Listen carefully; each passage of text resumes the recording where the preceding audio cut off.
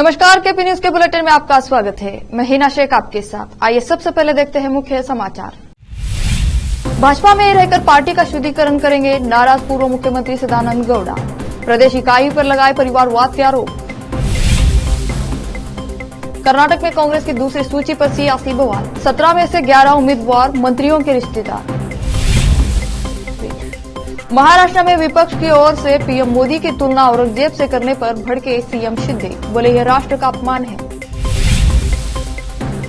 शराब नीति मामले में केजरीवाल की गिरफ्तारी, अब सुप्रीम कोर्ट में नहीं होगी मामले की सुनवाई।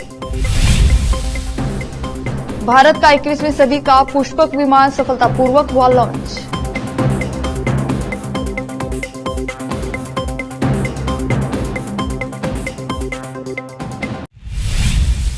अब समाचार विस्तार से। गुरुवार 21 मार्च को बीएसपी के पट्टू राजू हनुमंत ने पार्टी कार्यालय में प्रेस मीट आयोजित की और आगामी लोकसभा चुनाव में बीदर लोकसभा क्षेत्र से बीएसपी उम्मीदवार होने की घोषणा की।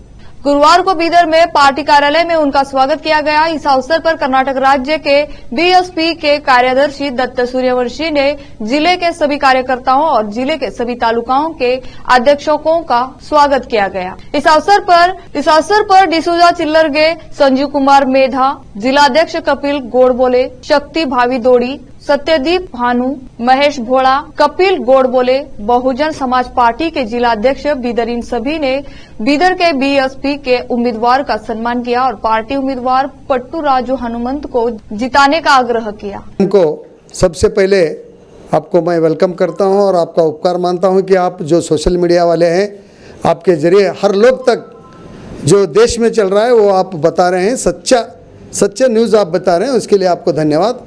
जो मैं इसके आपके ज़रिए मैं लोगों को ये कहना चाहता हूँ कि कर्नाटक में जो हमारे राज्य अध्यक्ष है मारसंद्र मुनियप्पा साहब के नेतृत्व में जो कुछ भी काम चल रहा है वो ठीक से चल रहा है। अब तक 25 कैंडिडेट हमारे साहब गुलबर्गा में जो 12 तारीख को हमारा महासमावेश था कार्यकर्ताओं का, जो वहाँ पर उन्होंने डिक्लेयर किया और उसमें उसी दिन हमारे बीदर का जो लोकसभा का कैंडिडेट है हमारे पुट्टराज हनुमंतप्पा, उनका भी नाम उसी दिन डिक्लेयर हुआ। तो मैं इसके माध्यम से लोगों तक मैं संदेशा देना चाहता हूं कि आप कांग्रेस और बीजेपी को वोट देकर गलती मत करो। और ये दोनों पार्टियां, एक है नागनाथ और एक है सापनाथ, ये नागनाथ काटे तो भी मरेंगे साप। जिला बीदर दक्षिण कांग्रेस माइनॉरिटी सेल के अध्यक्ष मोहम्मद साजिद पाशा को राज्य सरकार की गारंटी स्कीम प्रोसेस अथॉरिटी का डिस्ट्रिक्ट मेंबर नियुक्त किया गया है। गारंटी स्कीम प्रोसेस अथॉरिटी का डिस्ट्रिक्ट मेंबर बनने के बाद प्रसन्नता जताते हुए मोहम्मद साजिद पाशा ने बीदर के सीनियर कांग्रेस नेता डॉक्टर मोहम्मद अयाज खान के आवास पहुंचकर उनको शाल और फूलमाला पहनाकर उनका अभिव्यक्त धन्यवाद व्यक्त किया। इस अवसर पर डॉक्टर मोहम्मद अयाज खान ने मोहम्मद साजिद पाशा को गारंटी स्कीम प्रोसेस अथॉरिटी का डिस्ट्रिक्ट मेंबर बनने पर बधाई दी। इस अवसर पर मोहम्मद साजिद पाशा ने बीदर के युवा नेता मोहम्मद फिरोज खान के डिस्ट्रिक्ट वर्क एडवाइजरी कमेटी के चेयरमैन बनने पर उनका सम्मान किया और बधाई दी। साथ ही डॉक्टर मोहम्मद यूसुफ खान के Rajiv Gandhi university of health science Karnataka के एकेडमिक काउंसिल मेंबर बनने पर उनका सम्मान किया और बधाई दी। इस अवसर पर समीर खान के अलावा अन्य लोग उपस्थित थे। देश में लोकसभा और विधानसभा चुनाव को लेकर राजनीति गरमाई हुई है। पार्टियों के बीच नेताओं के आने जाने का सिलसिला भी लगातार चल रहा है। इस बीच कर्नाटक से खबर आई थी कि पूर्व मुख्यमंत्री और मौजूदा सांसद सदानंद गौड़ा कांग्रेस में शामिल हो सकते हैं, लेकिन अब उन्होंने साफ कर दिया है कि वह कांग्रेस का दामन नहीं थामेंगे। उनके मुताबिक वो भाजपा में ही रहकर राज्य इकाई का शुद्धिकरण करेंगे। अब तक कांग्रेस खेमे को उम्मीद थी कि सदानंद गौड़ा पार्टी में शामिल होंगे। गौड़ा के इस बयान के बाद कांग्रेस की उम्मीदों को झटका लगा है।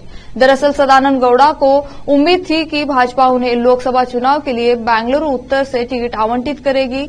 उनकी उम्मीदों को झटका तब लगा जब उन्हें लिस्ट से बाहर कर दिया गया। इस वजह से वह भाजपा से नाराज चल रहे हैं। उन्होंने कहा कि हाँ, मैं टिकट न मिलने की वजह से दुखी हूं। गौड़ा ने यह बात भी कही कि उन्हें कांग्रेस से निमंत्रण मिला है, लेकिन वह शामिल नहीं होंगे। पूर्व केंद्रीय मंत्री ने किसी का नाम लिए बिना कर्नाटक भाजपा में परिवारवाद का आरोप लगाया है। उन्होंने कहा कि जिन लोगों ने कर्नाटक में भाजपा की जिम्मेदारी ली है वो स्वार्थी हो गए हैं। लोकसभा चुनाव की तारीखों के ऐलान के बाद तमाम राजनीतिक दलों ने कमर कस ली है। इस बीच कर्नाटक की कांग्रेस ने गुरुवार को अपने 17 उम्मीदवारों के नामों का ऐलान कर दिया। हालांकि इन नामों के साथ ही पार्टी में हलचल तेज हो गई है। लोकसभा चुनाव की तारीखों के ऐलान के बाद तमाम राजनीतिक दलों ने कमर कस ली है। इस बीच कर्नाटक की कांग्रेस ने गुरुवार को अपने 17 उम्मीदवारों के नामों का ऐलान कर दिया। हालांकि इन नामों के साथ ही पार्टी में हलचल तेज हो गई है। कांग्रेस ने 8 मार्च को पहली सूची जारी की थी, जिसमें 7 उम्मीदवारों के नामों की घोषणा की गई थी। इनमें से किसी भी मंत्री और विधायक का नाम नहीं था। हालांकि अब कर्नाटक में पार्टी की दूसरी सूची भी सामने आ गई है। फिर भी कांग्रेस के राष्ट्रीय अध्यक्ष मल्लिकार्जुन खड़गे की अध्यक्षता वाली एक समिति ने कोलार, चित्रदुर्ग, चिक्कबल्लापुर, चामराजनगर और बल्लारी निर्वाचन क्षेत्रों के लिए उम्मीदवारों के नाम अभी तय नहीं किए। पार्टी की ओर से जारी 17 उम्मीदवारों की दूसरी सूची में राज्य के 5 कैबिनेट मंत्रियों के बच्चों के नाम शामिल है। टिकटों का ऐसा बंटवारा देखकर अब पार्टी सदस्यों के बीच बहस शुरू हो गई है।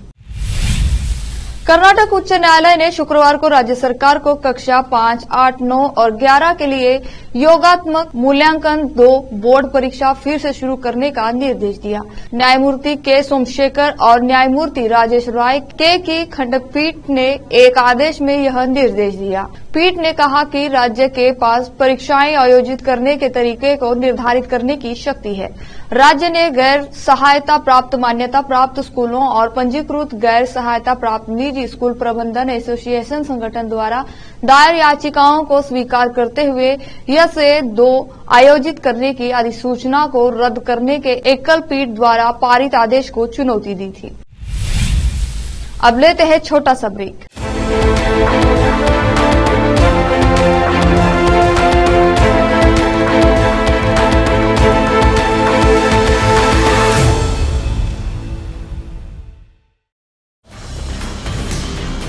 हिंदुस्तान के हर कोने में हम हैं मौजूद।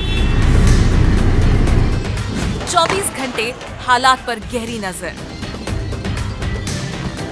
खबरों से जुड़े चुपते सवालात और आपको दिखाता है धार्मिक, सामाजिक, राजनीतिक, लोकल और इंटरनेशनल न्यूज की सबसे बेहतर कवरेज, जो आपको रखती है हर पल बाखबर। देश और दुनिया भर की खबर के लिए देखते रहें केपी न्यूज 24/7। ब्रेक के बाद आपका स्वागत है।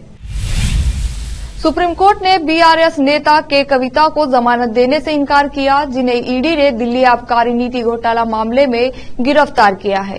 सुप्रीम कोर्ट ने बीआरएस नेता कविता से दिल्ली आबकारी नीति मामले में जमानत के लिए निचली अदालत में जाने को कहा है।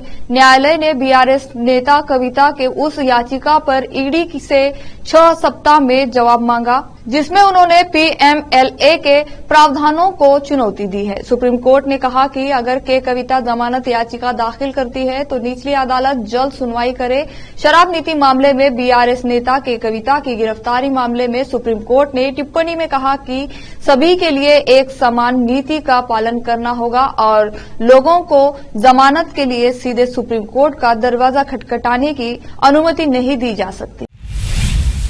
प्रधानमंत्री नरेंद्र मोदी की तुलना औरंगजेब से करने पर महाराष्ट्र के मुख्यमंत्री एकनाथ शिंदे ने विपक्ष की आलोचना की है।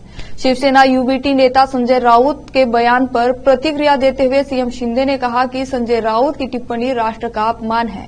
एकनाथ शिंदे ने कहा, यह बहुत दुर्भाग्यपूर्ण है कि पीएम मोदी, जिन्होंने बाला साहेब ठाकरे के राम मंदिर के सपने को पूरा किया, पीएम मोदी की तुलना औरंगजेब से की जा रही है। यह राष्ट्र का अपमान है। जनता उन्हें चुनाव में इसका जवाब देगी। उन्होंने आगे कहा, पीएम मोदी ने अनुच्छेद 370 हटाकर बाला साहेब ठाकरे का सपना पूरा किया है। इसके बावजूद वे पीएम मोदी की तुलना औरंगजेब से कर रहे हैं। संजय राउत ने प्रधानमंत्री नरेंद्र मोदी और केंद्रीय गृह मंत्री अमित शाह पर हमला करने के लिए पाकिस्तान के संस्थापक मोहम्मद अली जिन्ना के गुजरात लिंक का सहारा लिया। उन्होंने कहा, महाराष्ट्र को 400 साल पहले औरंगजेब के रूप में संकट का सामना करना पड़ा था। औरंगजेब ने जो भी कुछ किया वह अब दिल्ली में बैठे 2 नेता कर रहे हैं। औरंगजेब का जन्म गुजरात में हुआ था और मोहम्मद अली जिन्ना का भी। दिल्ली के मुख्यमंत्री और आम आदमी पार्टी के प्रमुख अरविंद केजरीवाल को कथित शराब नीति घोटाले में प्रवर्तन निदेशालय ने गुरुवार शाम को गिरफ्तार कर लिया। उनकी गिरफ्तारी के बाद हजारों पार्टी कार्यकर्ताओं और समर्थकों ने विरोध प्रदर्शन किया। आज एक बार फिर से आम आदमी पार्टी कार्यकर्ता विरोध प्रदर्शन कर रहे हैं। विरोध प्रदर्शन को देखते हुए दिल्ली के आईटीओ और आम आदमी पार्टी दफ्तर और बीजेपी दफ्तर के बाहर बैरिकेडिंग कर सुरक्षा व्यवस्था सख्त कर दी गई है। दिल्ली पुलिस ने बीजेपी मुख्यालय की ओर जाने वाले मार्गों पर शुक्रवार को सुबह भारी संख्या में पुलिस कर्मियों को तैनात किया है और कई अवरोधक लगाए हैं, जहां आम आदमी पार्टी के नेता और कार्यकर्ता मुख्यमंत्री अरविंद केजरीवाल की गिरफ्तारी के खिलाफ प्रदर्शन कर सकते हैं। केजरीवाल की गिरफ्तारी की विपक्षी नेताओं ने भी कड़ी निंदा की है। गिरफ्तारी के बाद अरविंद केजरीवाल ने सुप्रीम कोर्ट का दरवाजा खटखटाया है। 22 मार्च शुक्रवार को आज इस मामले में सुप्रीम कोर्ट में सुनवाई हो सकती है।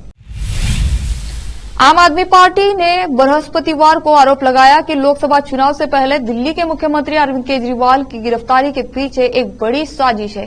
पार्टी ने यह भी आरोप लगाया कि भाजपा पर उन्हें झुकाने के लिए किसी भी स्तर तक जा सकती है। अधिकारियों ने बताया कि प्रवर्तन निदेशालय ईडी ने बृहस्पतिवार की शाम दिल्ली स्थित केजरीवाल के आवास पर पहुंची और उन्हें गिरफ्तार कर लिया। ईडी की टीम दिल्ली उच्च न्यायालय द्वारा उन्हें आबकारी नीति से जुड़े धन शोधन के मामले में दंडात्मक कार्रवाई से सुरक्षा देने से इनकार किए जाने के कुछ देर बाद पहुंची थी। आज सुबह कर्नाटक में रनवे पर भारत का 21वीं सदी का विमान पुष्पक सफलतापूर्वक लैंड हुआ। दरअसल पुष्पक एसयूवी आकार का विंग रॉकेट है, जिसे स्वदेशी अंतरिक्ष शटल कहा जाता है। इसके लैंडिंग को एक बड़ा मील का पत्थर माना जा रहा है। परीक्षण के दौरान रॉकेट को वायुसेना के हेलीकॉप्टर से उतारा गया था। भारतीय अंतरिक्ष अनुसंधान संगठन इसरो के प्रमुख एस सोमनाथ ने कहा, इसके परिणाम उत्कृष्ट और सटीक थे। अंतरिक्ष एजेंसी ने कहा, पुष्पक विंग व्हीकल रनवे पर सटीकता के साथ उतरा। इसरो ने कहा कि मिशन ने अंतरिक्ष से लौटने वाले RLV के दृष्टिकोण और उच्च गति लैंडिंग स्थितियों का सफलतापूर्वक अनुकरण किया। पुष्पक को भारतीय वायुसेना के चिनूक हेलीकॉप्टर द्वारा उठाया गया था और इससे 4.5 किलोमीटर की ऊंचाई से छोड़ा गया था। रनवे से 4 किलोमीटर की दूरी पर रिलीज होने के बाद पुष्पक स्वायत्त रूप से क्रॉस रेंज सुधार के साथ रनवे पर पहुंचा। फिर से लेते हैं छोटा सा ब्रेक।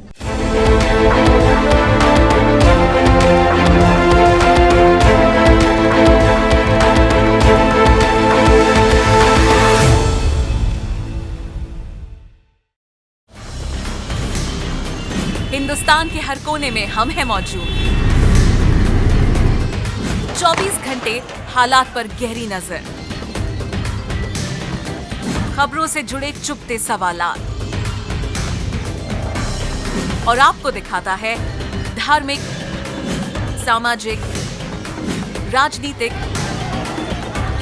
लोकल और इंटरनेशनल न्यूज की सबसे बेहतर कवरेज, जो आपको रखती है हर पल बाखबर। देश और दुनिया भर की खबर के लिए देखते रहें KP News 24/7। ब्रेक के बाद आपका स्वागत है। आबकारी नीति से जुड़े धन शोधन मामले में प्रवर्तन निदेशालय ईडी द्वारा दिल्ली के मुख्यमंत्री अरविंद केजरीवाल को गिरफ्तार किए जाने के बाद बृहस्पतिवार रात उनके आवास के बाहर विरोध प्रदर्शन शुरू हो गया। दिल्ली पुलिस ने आम आदमी पार्टी के विधायक सहित लगभग उसके 2 दर्जन कार्यकर्ताओं को हिरासत में लिया है, जो मुख्यमंत्री आवास के पास सड़क को अवरुद्ध करने की कोशिश कर रहे थे। आप नेताओं और कार्यकर्ताओं ने ईडी और भारतीय जनता पार्टी के नेतृत्व वाली केंद्र सरकार के खिलाफ नारे लगाए। बिहार के सुपौल जिले में शुक्रवार तड़के एक निर्माणाधीन पुल का एक हिस्सा ढह जाने से एक व्यक्ति की मौत हो गई और 9 लोग घायल हो गए। अधिकारियों ने यह जानकारी दी। बिहार के उप मुख्यमंत्री विजय कुमार सिन्हा ने एक बयान में कहा, सुपौल और मधुबनी जिले के भेजा बकौर के बीच कोसी नदी पर निर्माणाधीन पुल के एक हिस्से के गिरने से एक मजदूर की मृत्यु और कुछ अन्य मजदूरों के घायल होने की सूचना मिली है। यह घटना बहुत दुखद और मन को पीड़ा देने वाली है। मृतक के परिजनों को 10 लाख रुपए का संबंधित एजेंसी द्वारा मुआवजा दिलवाया जाएगा। भाजपा में रहकर पार्टी का शुद्धिकरण करेंगे नाराज पूर्व मुख्यमंत्री सदानंद गौड़ा। प्रदेश इकाई पर लगाए परिवारवाद के आरोप। कर्नाटक में कांग्रेस की दूसरी सूची पर सियासी बवाल, 17 में से 11 उम्मीदवार मंत्रियों के रिश्तेदार।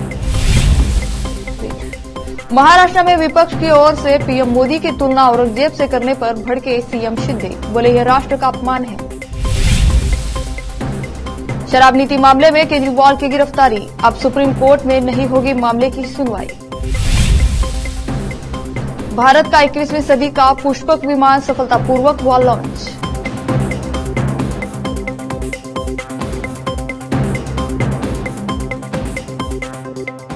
केपी न्यूज के बुलेटिन में आज इतना ही। देश और प्रदेश के समाचारों के लिए देखते रहिए आपका अपना चैनल केपी न्यूज 24/7। धन्यवाद।